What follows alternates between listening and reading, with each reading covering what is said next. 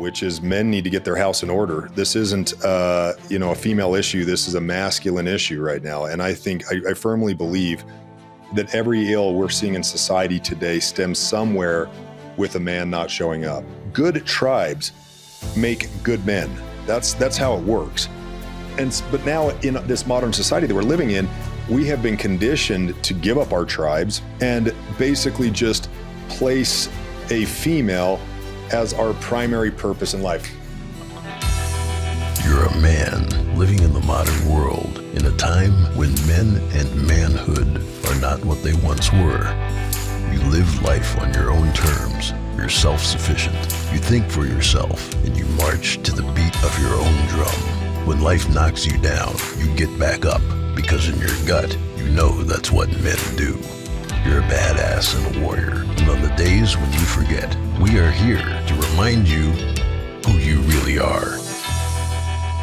Welcome to the Sovereign Man Podcast, where we aim to make men masculine. Again, I'm your man, Nicky Ballou.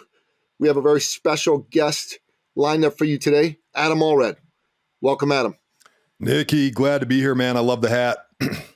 Appreciate it, brother. Adam, we spoke off camera. I told you I've been following some of your work. Fucking love what you talk about. Bunch of my listeners will probably know who you are, but some of them won't. Why don't you start by telling us your story, how you got involved in this work? Yeah, so what I do for a living is built around, I build businesses primarily through door-to-door sales marketing. So I've been doing this for 20-something years. I started doing it when I was in college to pay for school. I'd leave for the summertime, and I would work for the 3.5 months or 4 months of summer to earn money so I could pay for tuition and just general living expenses. And in Utah, it's kind of getting more nationwide, but in Utah, it's still a huge industry. It's very competitive, and it's almost like a rite of passage for most young men. If they haven't been hit up a million times on campus, it's just unheard of now. There's so many companies out recruiting the college kids to go send them out, knock doors, and build businesses that way. So that's my work. That's my career. I've done it for years, and I've literally trained, hired, managed thousands and thousands of mostly young men, some young women, but mostly young men that come out and do this job. And it's the hardest thing that these guys have ever done in their lives. They're knocking doors all day long in summer heat in some part of the country, trying to, sell a product or a service. There's obviously a lot of negativity associated with that. There's a lot of rejection. And so these guys often, they're just waking up every day on repeat for an entire summer, facing the most difficult day of their lives. It's like Groundhog's Day. So I've trained these guys, and I've seen over the years, because I'm so connected in this process with these younger guys, this constant new generation of guys coming into college, I've really been able to see what young guys these days are struggling with. And not just young guys. I mean, as I've started using the social media platform to share my thoughts and things that I think are helpful for people, for men, I'm finding that there's just so many guys my age, guys even older than I am, I'm 44, that are living in states of quiet desperation. You got these young guys coming up right now. They don't have a clue what it means to be a man. They want to come out and do this job. They're ready to level up. They want to make some money. They want to improve themselves. But they don't even have a framework for how to face adversity. And so their heart is willing, but they don't have the abilities or the mindset to be able to go through this really difficult thing. And so I've seen over the years more and more guys that we've sent out for the summer just quit and go home because it's just not, they don't have it in the tank to do it. They don't have the mentality. And, something that I've just observed over the years is that we have tragically really attacked masculinity as a society. We look down on it. We disparage it. It's toxic.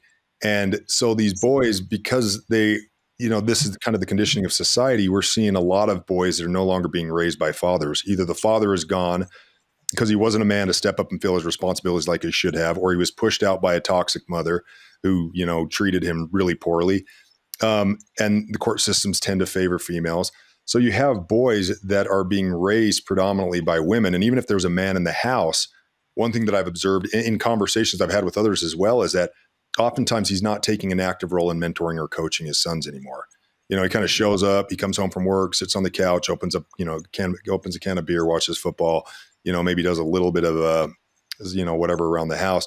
But there's just more and more boys coming up that are not knowing what it means to be a man. And I'm seeing that firsthand through the work that I do. So I started, I did so reluctantly, but I started just sharing things that I had taken from this career of doing door-to-door sales and training these guys and trying to generalize it and share it with a broader audience of men. So that at least there would be something, imperfect as my messages are. I don't pretend like I've arrived and figured it out, but I've made a lot of strides in my life. I've had a lot of notable successes that I'm proud of, but I'm trying to share with these guys something that can give them some framework, something that makes sense. And so that's how the journey started. I started posting up some content about 1.5 years ago. And my 4th or 5th reel went to like a few million views. I didn't have any followers. I was totally shocked. Like it just flew off the handle. And then a lot of people started following my content, and I've been creating content ever since. And just becoming my assumptions about what's going on in society have just been proven more and more through the communication that I'm getting from literally hundreds and thousands, of men that are reaching out to me, telling me they needed to hear this, confirming what I'm saying right now, that they don't know what it means to be a man, struggling with this whole idea of masculinity, having no idea what their purpose is.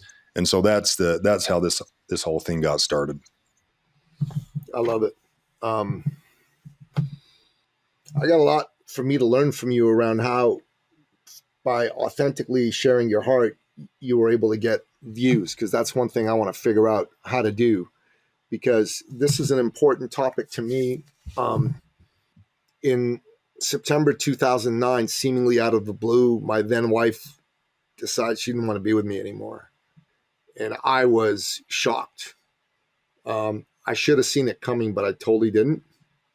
And I went into a downward spiral, didn't make any money for about 1 year, sleeping on my mother's couch, couldn't see my kids for a few months.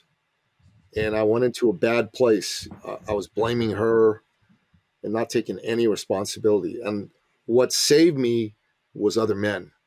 I got together with men in the form of what today is being called repeatedly a band of brothers, but back then we just called it a men's group, right? And there was a man who ran the first one professionally. I paid him a lot of money to be a part of that group. I met with the men there every week. I was with him for 1.5 years. And then I joined another group, which I didn't pay for. And I was in that group for, 8 years. And then I started my own group with another man. We ran it for free until about 2.5, 3 years ago. And then we started charging a token amount of money, just because we found that when men pay, they got skin in the game. And I think men are lost, and it's not just young men. If anything, the younger men are using social media and men like yourself and podcasts like mine to self-educate. I'm more concerned for the millennial age men, and even the men my age. I'm a little older than you are. I'm 57. And a lot of those dudes don't know what the hell it is to be a man. States of quiet desperation. That's a paraphrasing of a quote by Henry David Thoreau, right? Most men go through life leading lives of quiet desperation. Yep. It's a big deal, man. It's a big deal. And this phrase, toxic masculinity, I'm doing everything in my power to make it the new N-word. They're not going to be able to say it out in polite company by the time I'm done with them, man. Amen to that. Amen to that. Yeah. A lot of men need to be start treating it like that. That's how I treat it. It's a toxic phrase. It is a very toxic, unhelpful It's the phrase. new N-word. You're not allowed to say it in my presence. I will rip your head off. Yeah. I love it. Yeah. So, Adam, what do we need to do to help these young men and not so young men figure out what the heck it means to be a man and how to live like a man? Well, you just articulated what I think we're supposed to be doing right now, which is men need to get their house in order. This isn't, a female issue. This is a masculine issue right now. And I think I firmly believe that every ill we're seeing in society today stems somewhere with a man not showing up. And so I think it's us coming together as men, talking about it, creating groups, creating communities, creating bands of brothers, where we can share this stuff, level each other up. For thousands of years, well, since the dawn of humankind, men have gathered around literal fires. They sat around the fires every single night. They planned where they were going to go hunt. They held each other accountable. They planned out who they were going to go to war with, where they're going to migrate. And we've evolved that way to live in tribes, and good tribes make good men. That's how it works. But now in this modern society that we're living in, we have been conditioned to give up our tribes and basically just place a female as our primary purpose in life. And so men have been divided, they've been separated, and they're living, like we said, in these states of quiet desperation. And it goes deeper than that. So here's kind of an unpopular truth. I've done some research on this, and I actually read a book by a woman called End of Woman. And she started off as a feminist apologist. She was writing this book so that she could explain feminism to the world. And instead, what she discovered was in the conception of feminism, she discovered a whole bunch of stuff that was really, really bad. And one of the things was that feminism's avowed purpose in its early inceptions, quoted from their leaders, was that they wanted essentially to destroy the traditional family. They wanted to elevate women, which was a good thing, out of, basically servitude, which is where women have served for many years, for centuries. But their goal was to basically demonize masculinity and then destroy what we as a society, as a culture, value as femininity, virtue, creativity, nurturing, childbearing, all of the things that nature has conditioned us, and we've evolved over thousands of years to treat as what is beautiful and feminine. Feminism was a clear and present attack on that. So over the years, the traditional family has just eroded, and it's stemmed a lot from feminism. Now, I'm not blaming necessarily feminism. Men didn't stand up to this, and a lot of men encouraged it and supported it. And even early on, it got laid. That's why they did it, those bastards, to get fucking laid. And that's how it started with men. They were like, cool, free sex. Yeah, women are empowered by stacking up the biggest body count they can get. So men are literally preying on women. This is, again, a man issue. They're fostering and encouraging this nonsense. It gets out of control, and it gets actually hijacked by the communist movement. And the communists use this as a way to destroy they linked up with feminists, and they used it as a way to destroy the traditional family, because in communism, the state should be all powerful and everything else needs to be subservient to that. And as long as there's a strong family unit with a husband and father acting in the natural, traditional, divine roles that God has given them, it stands contrary to the power of the state. And so we're seeing what has just transpired as a completely corrosive force on the family, on societies, on communities, on everything else. And so what do we do about this? You ask. Well, we speak up about it. We start acting up. We start acting like men again. Men used to not tolerate bullshit in anything. Yep. Like that was one of the quintessential definitions of masculinity, is if there was some bullshit, you called it out and you did not buy into that or subscribe to it. But we live in this upside down world where men have been conditioned to basically accept women at whatever terms they say we need to accept them at. And what that's equated to is, as mentioned earlier in the podcast, a lot more single women raising boys, and these boys having no idea what it means to be a man, because a woman cannot teach a boy how to be a man. And that is not a knock on single mothers. There's a lot of great single mothers out there. I'm not trying to demonize a group of people, but it is a reality that women cannot teach boys how to be men. And that has been a colossal problem for us as a society. Are these boys growing up in a feminine space, coming into adulthood? They're not even looking for a partner. They're not looking to lead in a family. They're not even looking to be respected, because they haven't been raised to gain respect. They've been raised to look for love, look for nurturing, and someone to wipe their nose and tell them it's going to be okay. They go through a feminine school system, and then they roll into these relationships with a woman. They ditch their tribe immediately, because that's how they've been conditioned.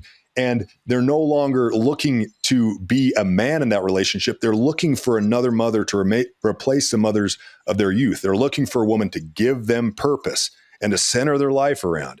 And even if a woman loves a man like that, she doesn't respect him. And the huge problem is that women are not attracted to men they don't respect. And so they're not. And so it doesn't matter if they love him or not. You'll have women say that all the time. I love my husband, but then they're cheating on him. They're stepping out on him. It's because they don't respect him. If a woman respects a man, she doesn't cheat on him. There's not even a desire for a woman to cheat on him. But Not if at she all. doesn't respect him, it doesn't matter how much she loves him. It doesn't matter how much she, how vulnerable he is or how much he opens up his emotions and feelings to her. She's not going to respect him and she's not going to be attracted to him. And so we're seeing this whole disintegration across the board. And it takes us as men to come back together and start talking about what masculinity is, start demanding that we start acting like men again and stepping up and filling in the roles that our ancestors filled before us if we're going to have any hope of turning this ship around. Well, you've said a lot, and I want to unpack it. So you talked about feminism and how the leaders of the original feminist movement wanted to destroy the traditional family by demonizing masculinity and destroying traditional femininity. Things like being chaste, things like being nurturing, raising families, all that stuff. And I 100% agree with you. The one thing I'll push back with you on is this whole idea that women have been in servitude. I don't agree with that. I don't agree with that for 1 second. So I'm originally from Iran. Okay, I was born in Iran. I'm a Christian from Iran. My family escaped after, left. I shouldn't say escape. We didn't literally escape, but we left after the Islamic Revolution. And I can tell you this, my father, he's gone now. He passed 5 years ago. But if you knew him in his prime, this was a larger than life, man's man, alpha male. You know what I mean?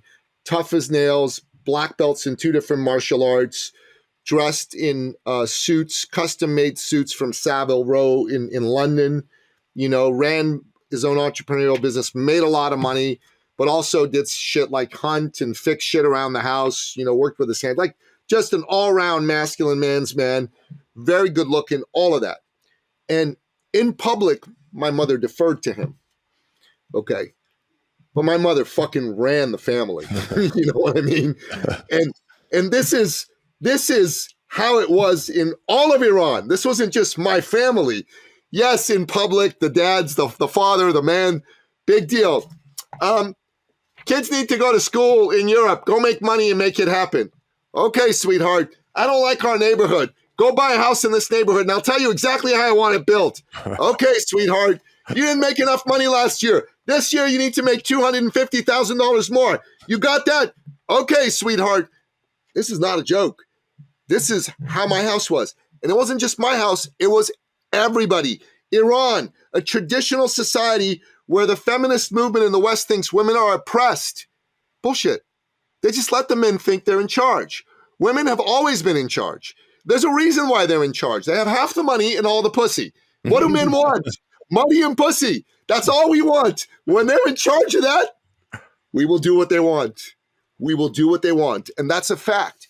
And so I don't agree that they've been in servitude. I agree that the feminist movement has decided to portray things that way in order to guilt men into agreeing with their premise. And that's why men since the mid-'60s have been saying, okay, well, we must have been bad. We must have been male chauvinist pigs or whatever the heck the phrase was back in the day. And that's why they did that. So I do agree that the communist movement linked itself up with the feminist movement. And in fact, there's a book that I read called Willing Accomplices. The author's name is Kent Clisby. It rhymes with Frisbee, Clizbe. I highly recommend you pick it up and read it. The man's not a great writer, but you still won't be able to put the book down because what he has to say will blow your mind. He was a CIA case officer, and he outlines from 1917 to today what the communist movement has done globally to infiltrate the United States in particular and the West in general, to weaken the family and to basically degrade the strength of Western men.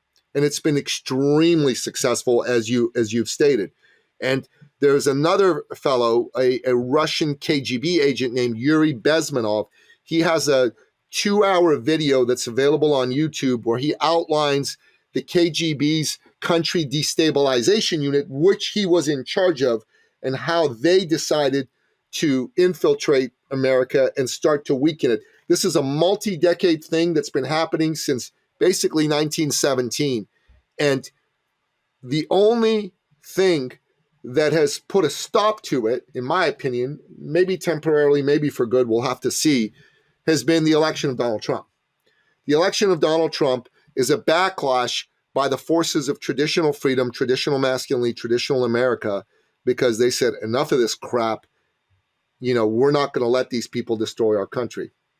And we just have to wait to see if those of us that believe in a traditional vision of freedom and a traditional vision of the family are going to be able to stand tall with President Trump and defeat the forces, of godless anti-traditional family in order to win. And I'm just wondering what your comments are on that. First of all, I largely agree with everything you're saying. And I think this last election with Donald Trump is probably the most important election the U.S. has ever had in its history. I mean, the crossroads was so stark, the differences of ideology and what the outcome of that was going to be.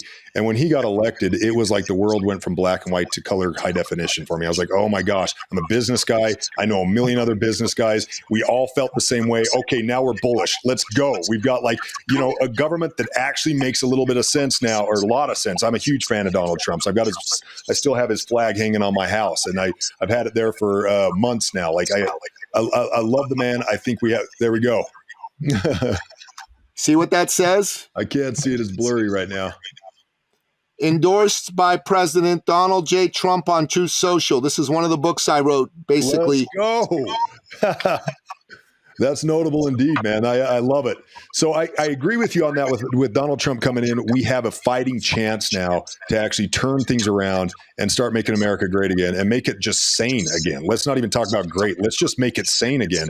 What I would say about the feminist movement is I largely agree with you. It's been hijacked and the narrative has been coerced and manipulated to create exactly what you're talking about. However, I guess what I'm referencing, and I can't speak to Iran. First of all, I have to agree with you also. Jordan Peterson talks about this on one of his podcasts with one of the evolutionists, where I can't remember who the guest was specifically, but they were talking about this idea of the toxic or the oppressive patriarchy and how largely that's nonsense, because exactly what you said, men may be, the front men in terms of the material possessions and in token positions of power, but behind the scenes, men do so much what a man does is motivated by his desire for a woman or women or whatever that looks like. And women know that, and they are masters at pulling the strings and being the kind of the puppet masters.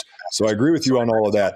What I do pick up from the initial inception of feminism before it got hijacked by communism back in the late 1800s with, notable people like Shelley and Byron, Lord Byron, is that women had no rights at that time in Western civilization. They couldn't go to school. They couldn't vote. They couldn't, get certain jobs. And so that's where I can meet them a little bit and say, hey, there was a need to give, I believe personally, to give women equal rights with everybody else. Women took that.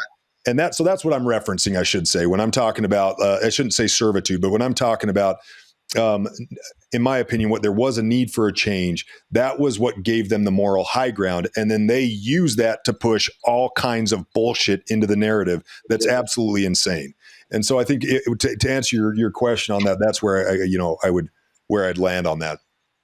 Yeah, good. Glad to hear that. So you also said something, and I think it's important to break that down a bit, which is men used to not tolerate bullshit. It was a quintessential trait of being a masculine man, along with keeping your word and being fucking loyal, right? Providing for your family, is you don't tolerate bullshit. And what I see happening in the last, say, 2-3 years culturally is that young men, especially these Gen Xers, kind of people my son's age, they are starting to have a very low tolerance for bullshit because the woke movement basically has attacked them, told them they're wrong and they're bad. And inside, they know they're not wrong or bad. They know they're good, and they know that they want to do good in the world. So they're not tolerating bullshit to the same extent. Like my two sons, I've got a son who's about to turn 19 and another one will turn 17 in a couple of months. So my 17-year-old, he plays 2 sports seriously at a serious level, right? He plays hockey, and I live in Canada, right? He plays hockey, AA, and that's like 4 days a week. He also plays soccer at a decent level, and that's another 4 days a week. He goes to a Catholic school with high standards, so he's got to work his ass off in school. On top of that, and he's got me for a dad, and I'm not a pussy, and I push him, and I'm constantly challenging him all the time. So his bullshit tolerance is low.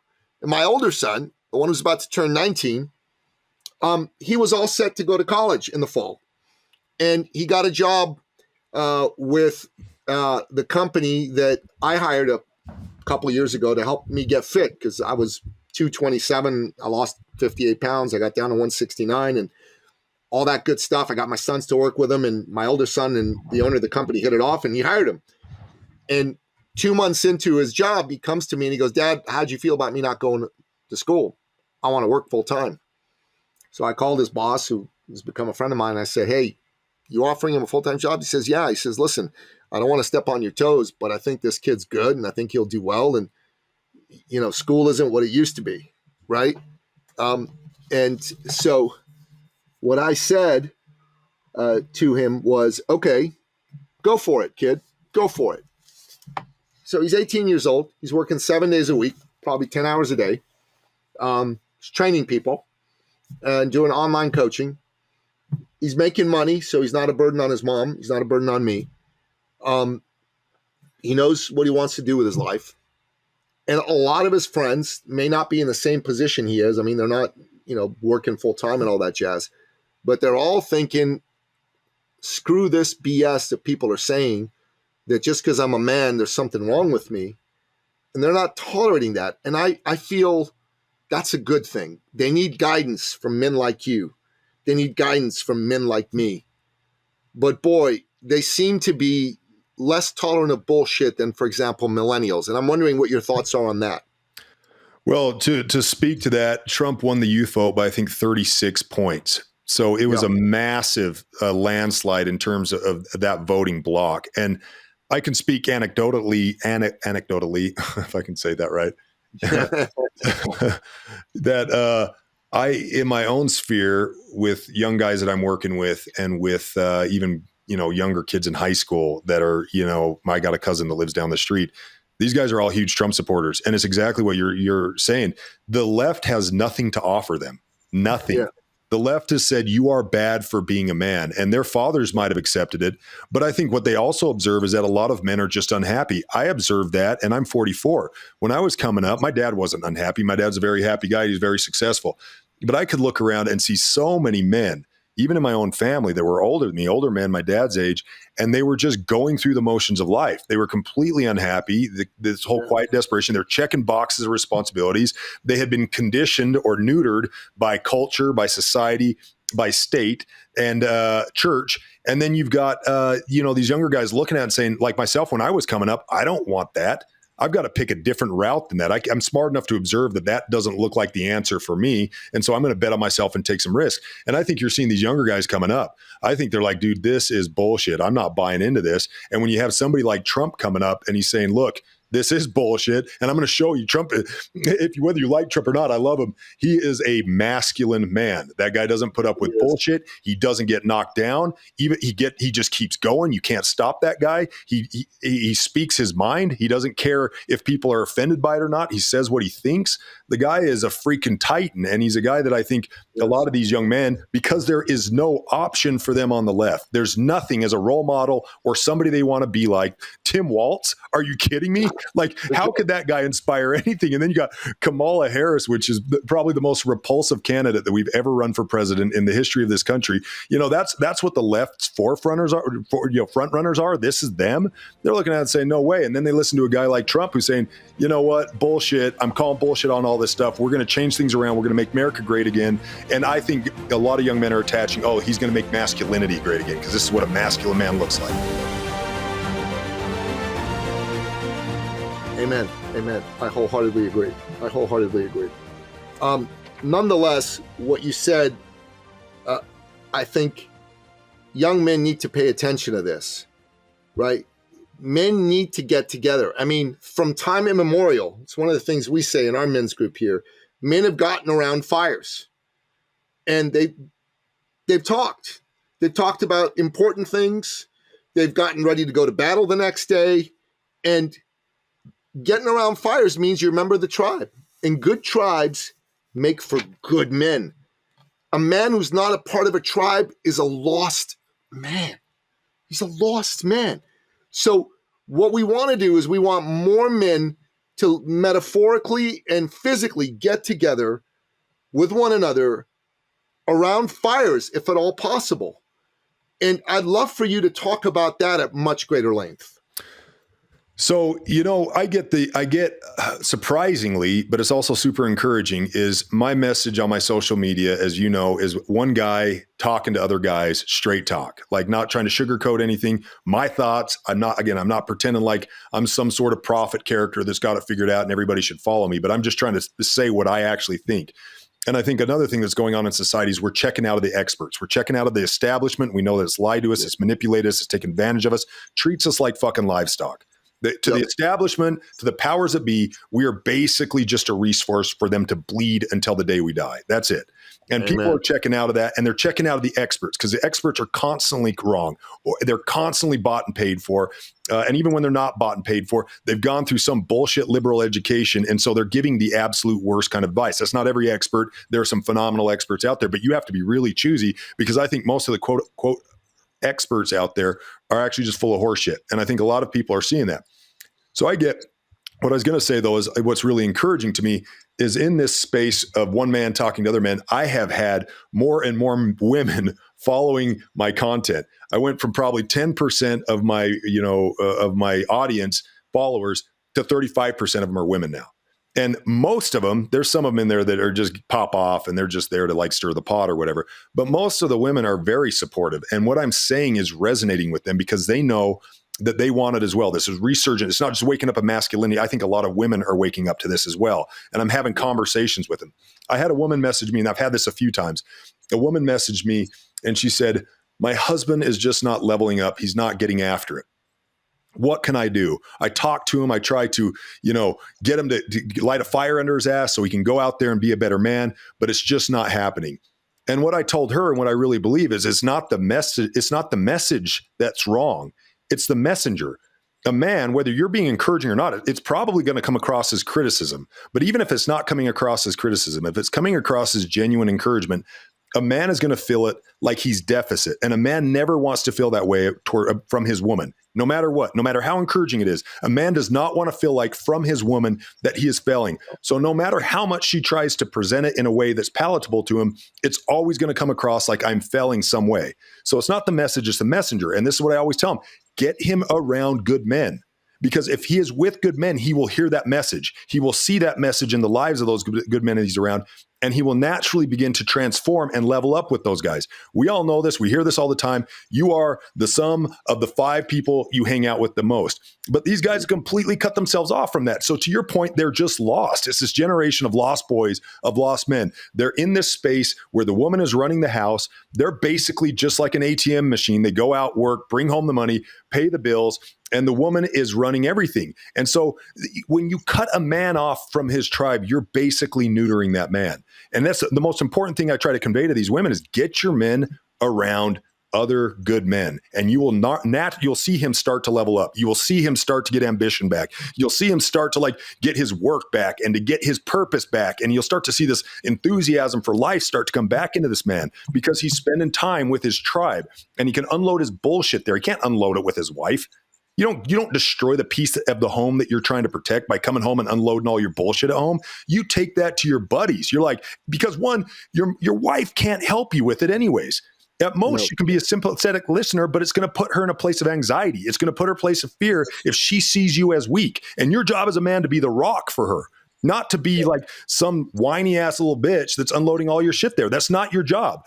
And furthermore, if she does try to help you, it puts her into a motherly role where she's not even going to be equipped to give you the skills or the talk or the communication that you need. It makes her come into this motherly role where she doesn't respect you anymore. Not that you don't communicate with your wife, not that you don't share with her things that are going on in your life, but when there's real heavy shit you're dealing with, you go to your buddies because they can relate to it. They can probably help you with it. And if at the very least, they're going to be a sounding board of guys that doesn't compromise your masculinity when you take it to a woman. Amen. 100%. I agree with everything you said. That's why we run the groups that we run. And you've said it really well, really articulately, and I really appreciate it. There's a couple things I want to unpack that you've said a little bit earlier. You said that a woman can't teach a young boy how to be a man. And I think women realize this. So I'm not together with my son's mother. And she comes to me constantly and has for years to get me to step in to show these boys how to behave. And it works. It scares them a little bit, which is good. They need that sometimes, right? They need to think dad might come and lower the boom. And oh, don't get me started on gentle parenting, man. That's just such bullshit, man. Horseshit, beyond horseshit. And so that's worked really well for us. And I got to tell you, like my 19-year-old son, okay, like they had a gala for the company that he works for on Sunday, annual awards for the best coaches and employees there, plus some of their best clients. And so I went there, his brother went there, his mom, and my current lady.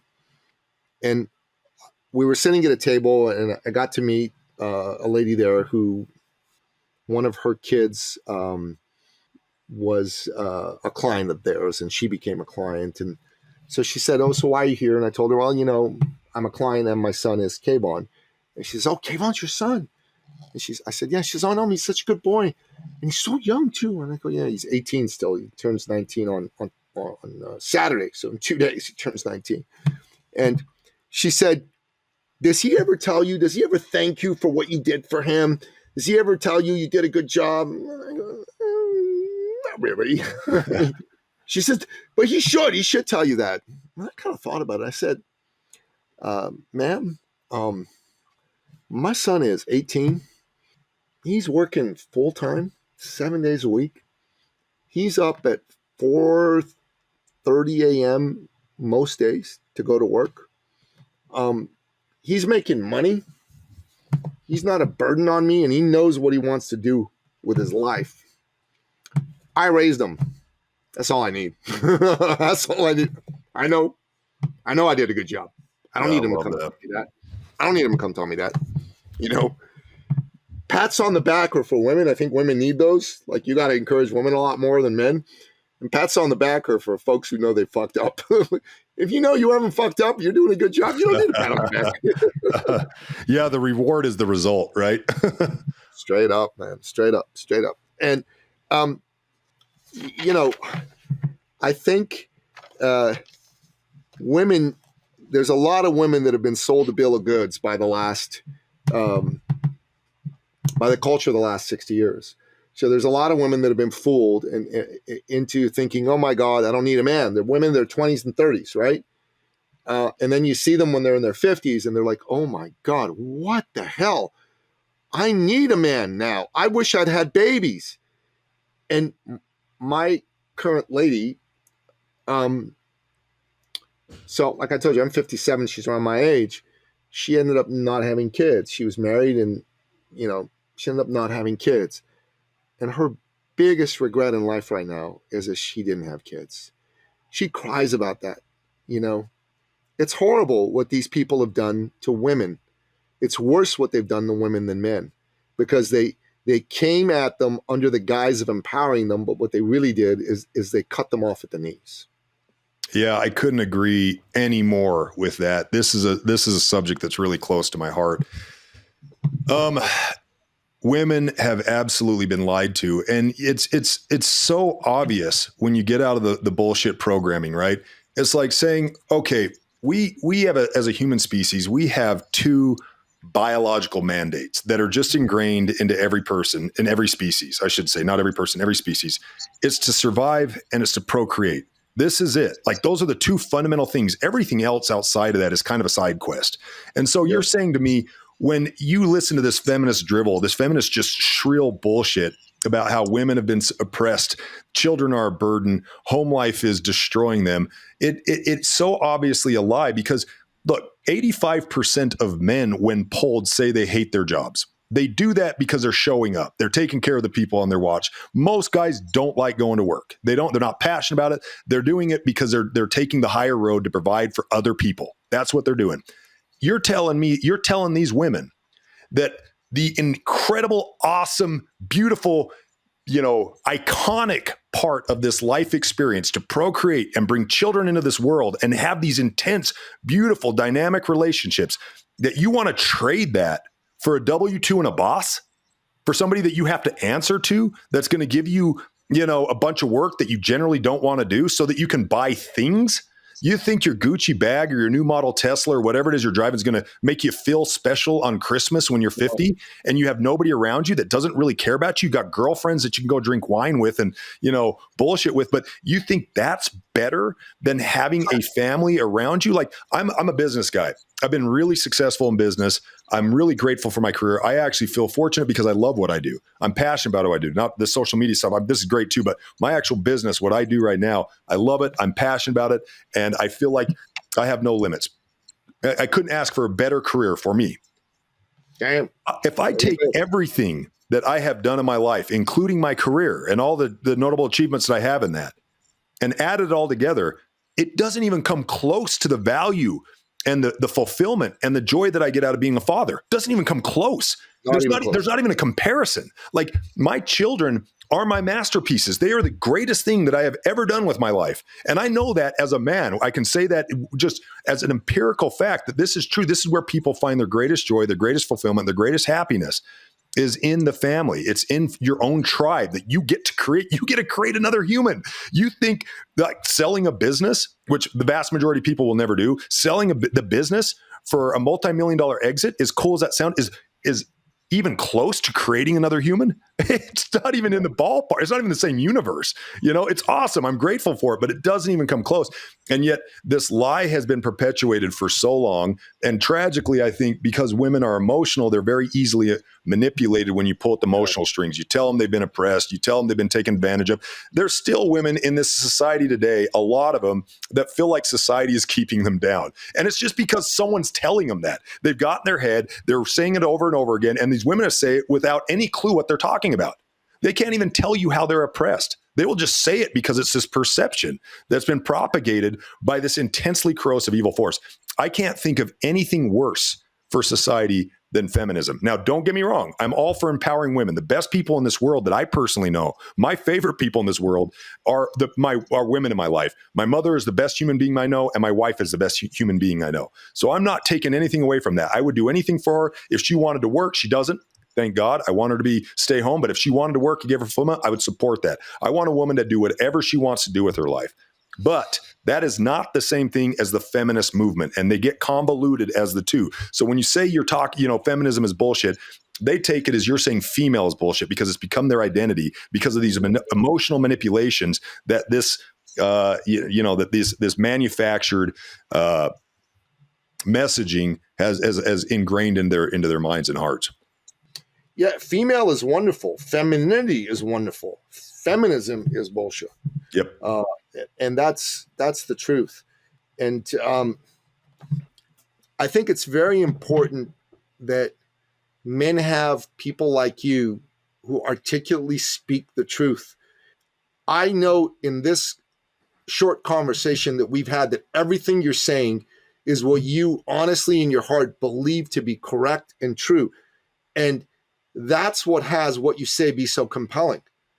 That's what has so many people be going, yeah, man, I want to hear what Adam has to say. I want to listen to this man.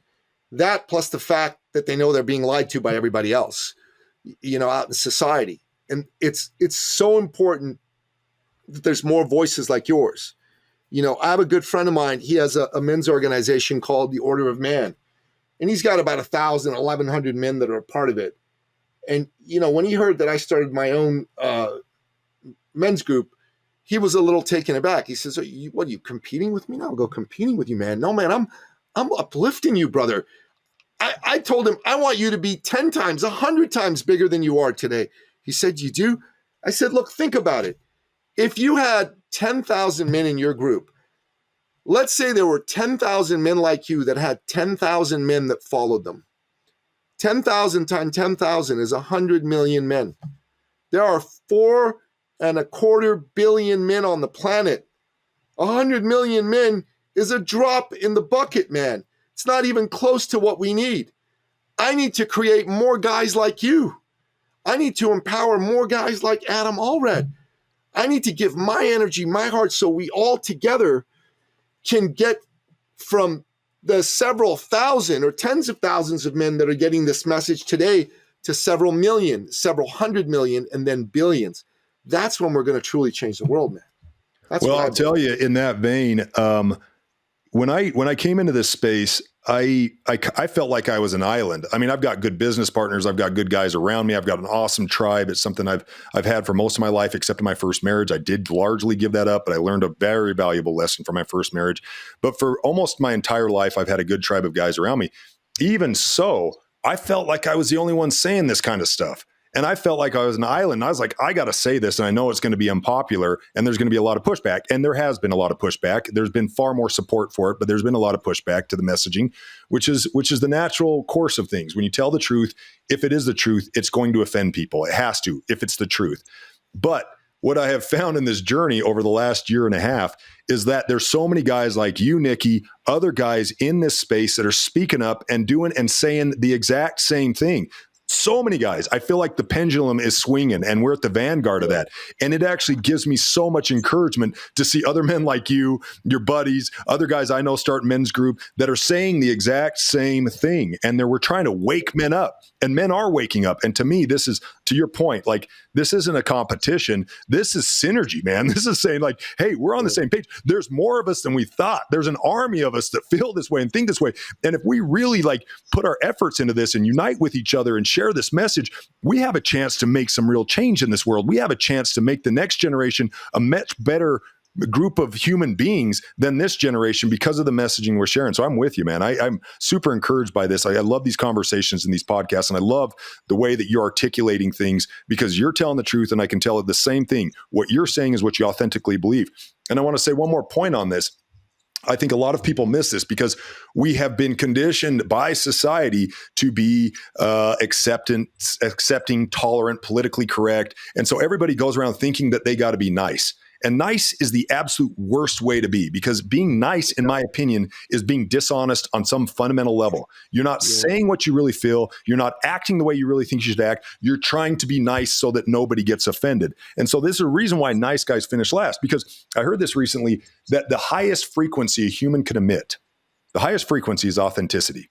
When you are just authentic to who you are, it resonates. Now, people are going to be turned off. People are going to hate it. People hate the truth. But being authentic essentially means the same thing as being truthful. You are being who you are. You are being how you were designed to be. And everybody is an individual. Everybody's going to have a different voice, a different perspective, a different paradigm. And I think that's actually a huge win.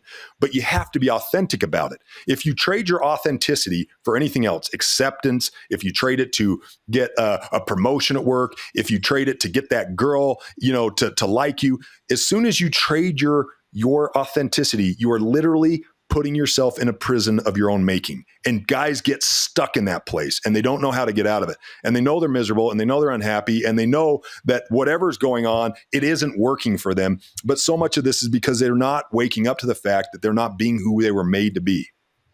You're bang on. Jordan Peterson said, a nice man is not a good man. A good man is a dangerous man who has it under voluntary control. I interviewed Robert Glover on the podcast a few months ago. He wrote the book No More Mr. Nice Guy, which has sold tens of millions of copies around the world. Yep. Amazing, man. You should listen to the episode. You know what? I'll dig it up for you. I'll send it to you. You should listen to the whole thing. You'll love it. Yeah, he's great. Adam, I want to do more shit with you, bro. Likewise, brother. So let me tell you about 3 or 4 things I'm thinking of. So I write a lot of books. I've written 11, including this one I wrote with Donald Trump's friend that got Donald Trump's attention. I've had it in my mind to write a book for men. Maybe you and I can collaborate and put a book like that out there together. I'm a guy who writes quickly. Like I can produce a book in 60, 80, 90 days and have it out. So that's one thing. I'd love to do maybe an event with you. There's a buddy of mine who's getting a few of us together for a sweat lodge up here. I don't know if you ever want to fly up to Canada in the middle of winter, but a sweat lodge sounds like a pretty freaking cool thing to do, I'd love to do all of the above, brother. All of it, man. I'm actually writing a book right now, but my bandwidth is so limited, right? It's just hard for me to get the time in. So I'm working through a book. I would love to collaborate with you on a project like that. Again, this is my passion right now. Is this kind of stuff. I'll tell you why that works. All the guys that I've co-written with have no time.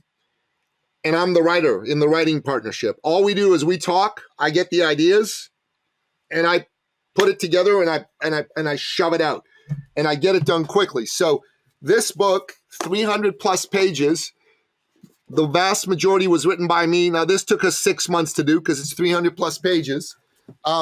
This is a business book I wrote with one of my clients who's the top insurance guy for a particular line of insurance here in Canada. We put this together in 60 days, 140 pages. Let's go. All I did was I spoke to him for 30 minutes, 3 times a week, and I did all the writing and I got it over to him. So something to think about. Something to think about. I don't know how far down along your project you are. If you're well into it, then we probably shouldn't do it. But if you're just getting started, we can do a different book. I've got this one that I've started into. This one's more of like personal memoir. So it'd be it might work, but it's more of me like sharing my stories and these life lessons. But as far as us coming together and doing a project on a book, I'm talking about. A men's book. We could put a men's book together. Yeah. Okay, cool. That'd be good. Let's talk about that. The Sweat Lodge, man. Fuck, I'm excited to do that. I've done one before years and years ago. I'm excited to. It was a wild experience. I didn't do any of the ayahuasca and drug shit that the dudes did, but I was still in an altered state at the end of the time in the Sweat Lodge. And it's we've got this dude. He's like an authentic, indigenous type of individual. He's got these horses. So you do the Sweat Lodge. So it's like a whole weekend experience, right? You do the Sweat Lodge and then you go with these horses, and these horses, you like stand with them and they emit this kind of healing spiritual energy to you. It's wild. And the men fucking loved it. I did it with a dozen men last time we did it. Might do the same this time. But this is the sort of thing that I think is good. And I'm thinking maybe what we do is I go find Robert Glover and a couple other high-level dudes in this world. Maybe we do a panel on a podcast. What do you think of that? I'd love it, man. All of the above. And there's a buddy of mine. He's become a client of mine as well. He's got a pretty cool podcast. He talks about male-female attraction dynamics. The name of his show is Come On Man, the Come On Man podcast. Really good dude. He's out of Colorado. Love to connect you with him. His name's Paul Bauer. I think you should go on his show. I would love it.